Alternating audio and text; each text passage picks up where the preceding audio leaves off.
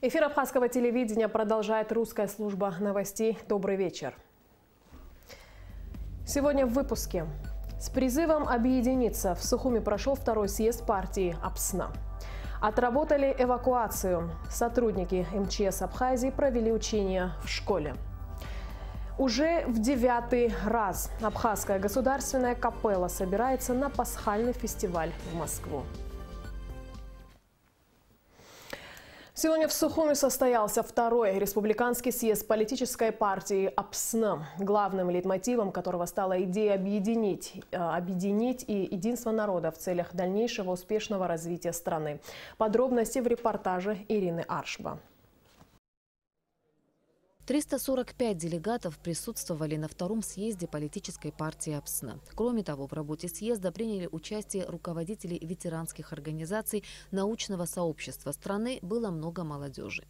Решение провести съезд в канун юбилея Победы является не случайным. Оно глубоко продумано и обосновано, позволяет подводить некоторые итоги и думать, опираясь на прошлое, о будущем, отметил в своем выступлении председатель партии АПСНА Ахра Аристава. Только благодаря единству и крепкому духу абхазского народа, начиная со времен махаджирства, на всем сложном историческом пути становления абхазского государства удалось не просто выжить, а завоевать право на суверенную и независимую страну, подчеркнул руководитель партии.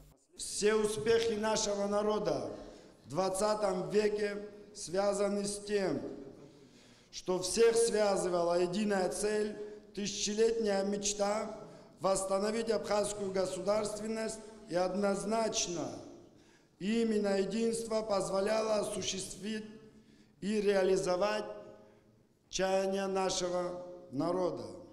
Председатель партии отметил, что АПСНА является провластной партией, и ряд членов Политсовета занимают высокие государственные должности. В то же время, по мнению Ахры Аристава, коррупция и бюрократия стала в нашей стране абсолютно откровенной, и противостоять этому можно только организованно и публично при поддержке всех политических сил. То, что страна нуждается в переменах, говорят и знают все в нашем обществе. И ветераны, и учителя, и врачи, и ученые, и крестьяне, и деятели культуры, строители, офицеры, буквально все. Как вы знаете, партия АПСНы сегодня является провластной. Ряд членов Политсовета занимают высокие государственные должности. Но при этом совершенно ответственно мы хотим заявить, что перемены таких масштабов и такой глубины возможны лишь при единстве народа, при конструктивном сотрудничестве всех политических сил, при условии объединения воли и силы духа наших граждан, как это было ранее на всех исторических этапах развития нашего государства. Главный и основной посыл съезда – призыв ко всем политическим силам и в первую очередь к ветеранским организациям, к ветеранам войны объединить усилия, услышать друг друга и вместе преодолеть противоречия ради будущего. Сидя вот здесь, слушая всех, вспомнил слова Путина «начну с них». Это Путин произнес в Ассамблее ООН, обращаясь к Западу. Ну, я не Путин и немножко по-другому скажу. Он сказал так: вы поняли, что вы наделали? А я скажу так: вы видите, что мы наделали? 25 лет прошло.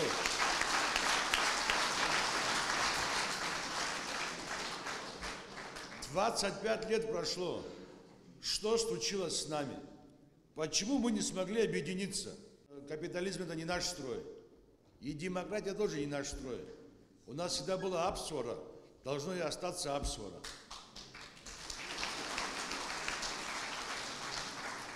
Я извиняюсь перед всеми партиями, перед председателями.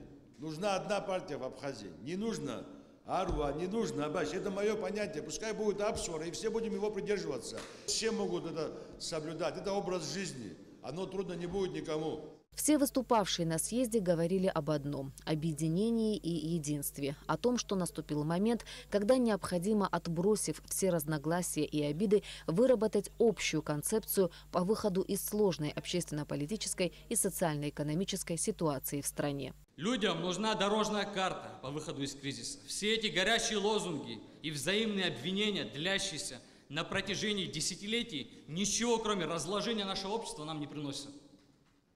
Мы должны научиться прежде всего нести именно политическую ответственность.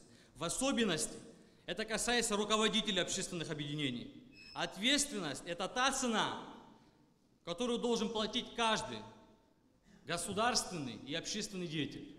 В завершении делегатами съезда была принята резолюция. Политическая партия АПСНА, выражая озабоченность в связи с имеющими место разобщенностью и расколом общества, стремясь содействовать внутреннему спокойствию и согласию, предлагает всем политическим силам начать совместные консультации и переговоры для выработки и продвижения общей концепции по таким основополагающим конституционным преобразованиям, как реформирование и модернизация госуправления, реформирование избирательной системы, совершенствование законодательства о выборах президента, усиление законодательных мер по борьбе с коррупцией. На съезде присутствовали лидеры ветеранских организаций АРУА и Амцахара. Они высказали свое мнение по поводу прозвучавших призывов объединения всех ветеранских организаций. Когда вопрос идет об единстве, мы должны понять, а вокруг чего мы объединяемся. Какова цель этого единства? После войны прошло 25 лет. И 25 лет все политические партии, общественные объединения говорят о том, что надо объединиться, надо вместе строить государство. И, к сожалению, чем больше мы об этом говорим, тем больше оказывается, что мы разъединяемся. Я этот посыл принимаю как руководитель ветеранской организации. Я думаю, другие общественные и политические силы тоже это будут принимать. Мы, конечно же, в результате дальнейших консультаций со всеми организациями будем приходить к общему. Это надо делать обязательно, я считаю. Но всегда есть «но» в этом деле. От слов надо всегда переходить к делу. Наш шаг к этому готов. Посмотрим, как остальные. Члены партии АПСНА надеются, что их посыл будет понят и услышан. Ирина Аршба, Алексей Агухава, Роберт Ломия, Абхазское телевидение. Расширенный репортаж со съезда партии АПСНА смотрите в нашем эфире сегодня. А сразу после новостей передача Айзера. Тема прямого эфира «Ситуация в Сирии». Делегация Народного собрания парламента Республики Абхазия принимает участие в работе 4-го Ялтинского международного экономического форума.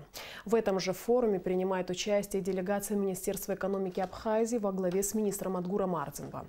Ялтинский международный экономический форум – это ежегодное деловое международное мероприятие в экономической сфере, проводимое в Крыму. Генеральная тема проходящего форума – «Будущее мира, будущее России». Дискуссии форума, которые продлятся до 21 апреля, коснутся таких тем, как внедрение инструментов цифровой экономики, международное сотрудничество для развития территорий, инвестирование в высокотехнологичные отрасли, вопросы энергетики будущего, сохранение культурного наследия, повышение качества жизни, экология и многих других. Уже через несколько месяцев одно из полуразрушенных зданий в центре Ачамчира невозможно будет узнать. На месте старой библиотеки для жителей города распахнет свои двери полностью обновленное здание ЗАГСа. Репортаж Сарис Мор. Помещению давно требовался капитальный ремонт. Необходимо заменить и некоторые стены, так как здание сырое и покрыто плесенью. Работы начались всего несколько дней назад. Строители подходят к делу со всей ответственностью. На капитальный ремонт объекта из республиканского бюджета выделено более 5 миллионов рублей. Он будет полностью соответствовать всем стандартам. Было принято решение выделить бывшее помещение библиотеки под ЗАГС. Мы документально все оформили, поддержку мы получили от министра юстиции, глава государства, президент одобрил. И пошло первое финансирование, авансом выделено 1,5 миллиона рублей.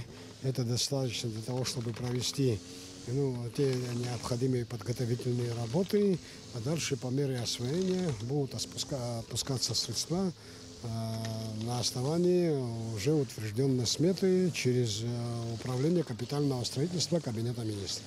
Ремонт здания предусматривает установку коммуникации, водоэлектроснабжения, модернизацию отопления, монтаж новых систем вентиляции и кондиционирования, пожарной и охранной сигнализации. Уже подготовлена схема планировки здания, а также дизайн внутренних залов. Здесь очень большая работа, и связана она с тем, что здание очень устаревшее.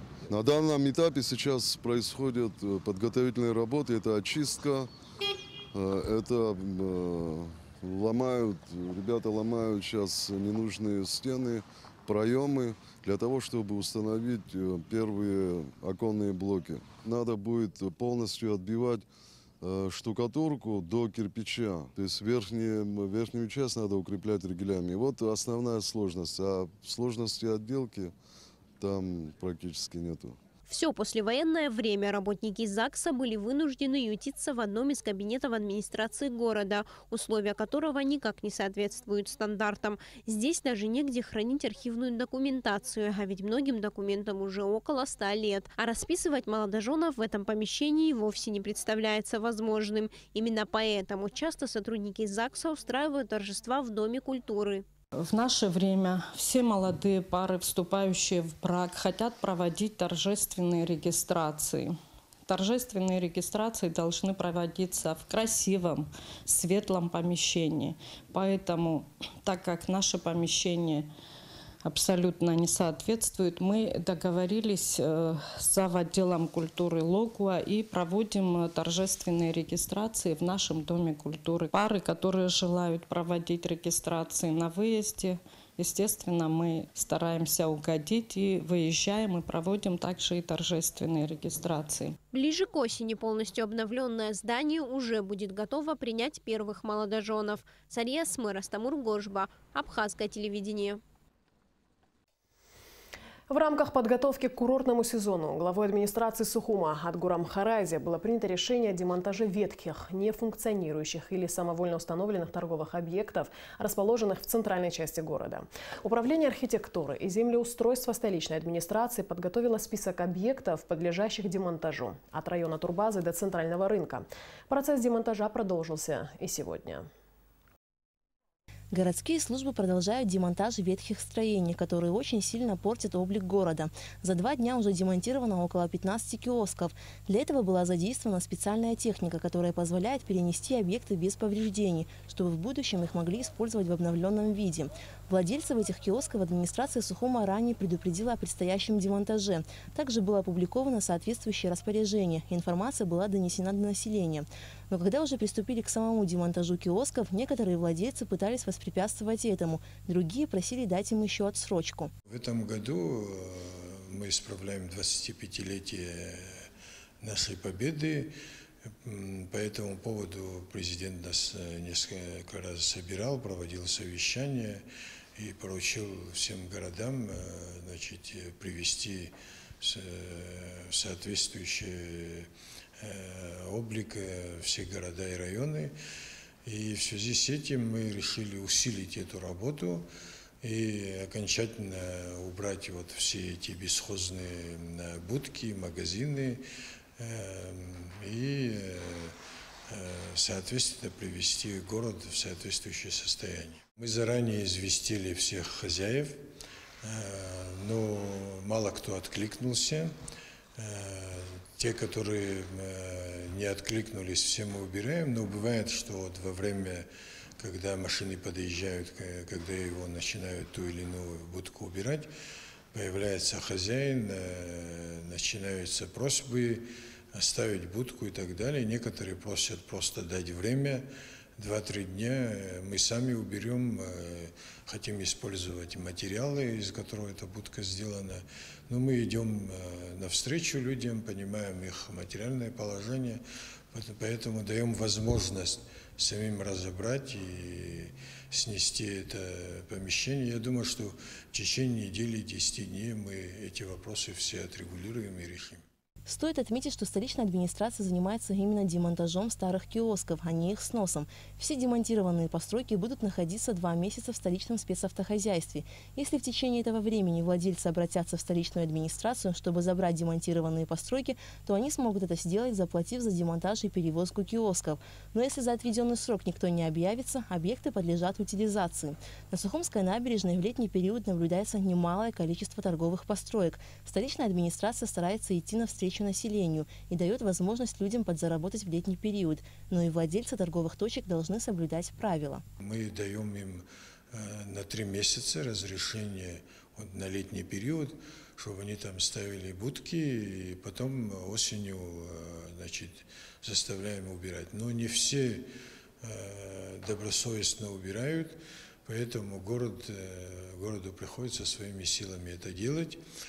Но это, конечно, временная мера.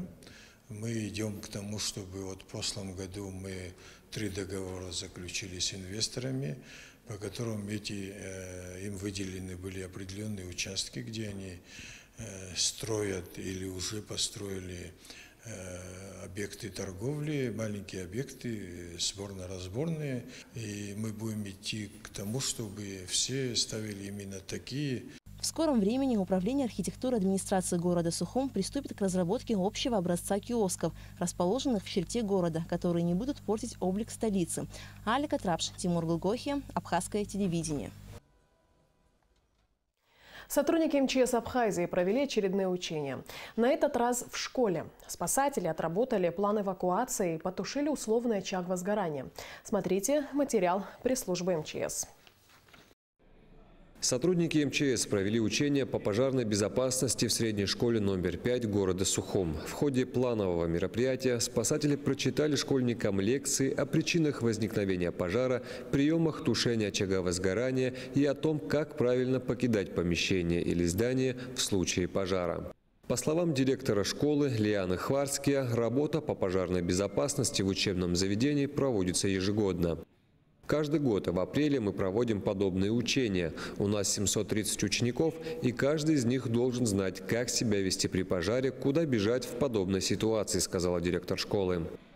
После объявленной в школе тревоги сотрудники МЧС вместе с детьми и преподавательским составом отработали эвакуацию здания школы. Как и предусмотрено планом эвакуации, дети покинули здание через 2 выхода, в зависимости от расположения учебных классов. Сотрудники МЧС отмечают, что школы, как и другие места массового скопления людей, всегда находятся под особым вниманием спасателей, и в них регулярно проводятся учебные тревоги и проверка готовности педагогов и учеников к чрезвычайной ситуации. Тем временем к месту проведения учений прибыл пожарно-спасательный расчет, который незамедлительно приступил к тушению условного пожара. 24, 25 и 26 апреля в Москве пройдет 12-й пасхальный фестиваль. Государственная хоровая капелла Абхазии уже в 9-й раз примет в нем участие. О том, как готовится капелла к гастролям, наш следующий сюжет.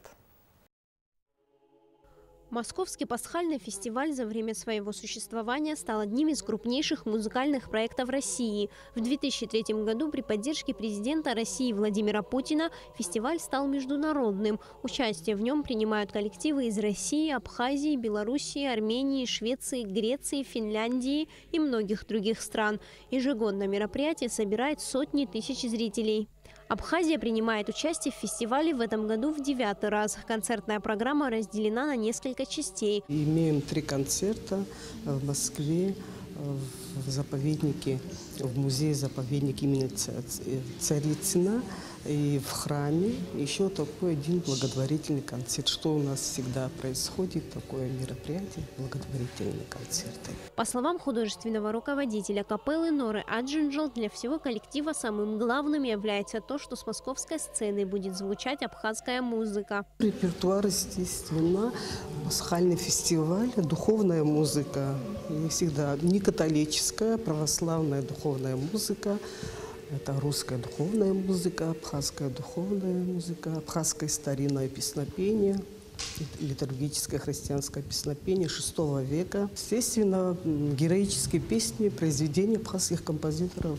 К гастролям коллектив капеллы готовится уже долгое время. Репетирует практически каждый день. Здесь каждый чувствует всю ответственность перед предстоящим фестивалем. В особенности это связано с тем, что организаторы фестиваля с нетерпением ждут представителей Абхазии. Нашу капеллу в России всегда встречают тепло.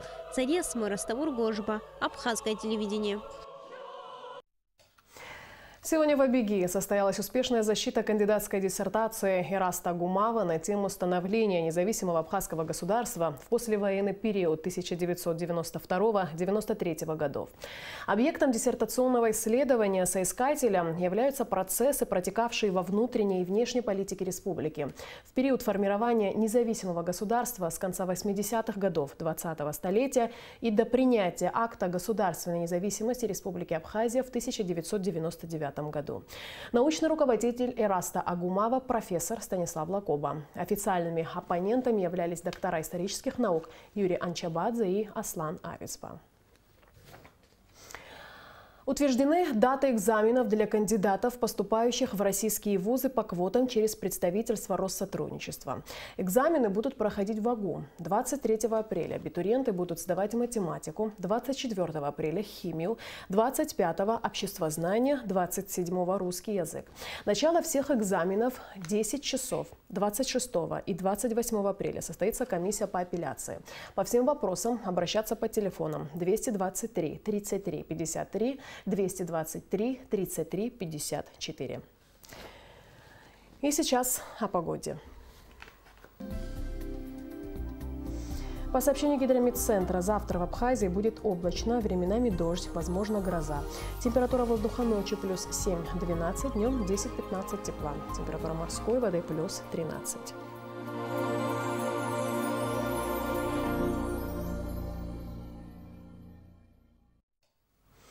На этом наш выпуск завершен. Я с вами прощаюсь, а абхазское телевидение продолжает свою работу.